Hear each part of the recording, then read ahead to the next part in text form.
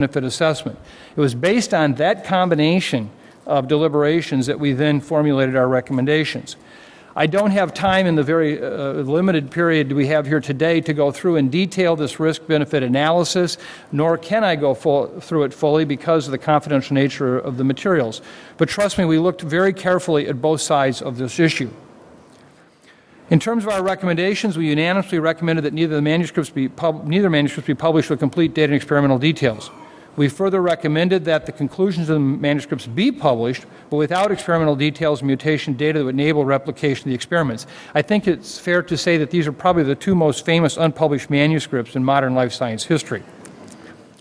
Text to be added describing the goals of the research, the potential benefits to public health, the risk assessment performed prior to research initiation, the ongoing biosafety oversight, containment, and occupational health measures, the biosecurity practices and adherence to select agent regulation, and that addressing biosafety, biosecurity, and occupational health as part of the responsible conduct of all life science research. I think you just heard from Ron a fair amount of that presented today, which is very helpful.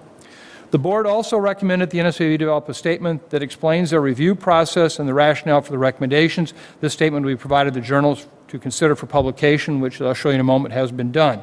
We also encourage the authors to submit a special communication commentary letter to the journals regarding the dual-use research issue.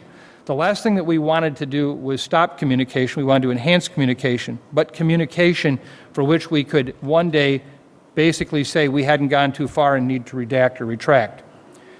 Our rationale is if the influenza A H5N1 virus acquires a capacity for human-to-human transmission, the world could face a pandemic of significant proportions.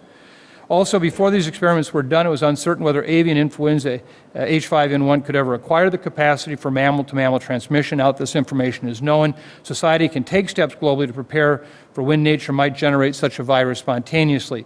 We, in the first instance, understood and appreciated that the real issue here was a Mother Nature-made influenza pandemic, and we must not do anything to detract our ability to better prepare for that. At the same time, these scientific results also represent a grave concern for global biosecurity, biosafety, and public health.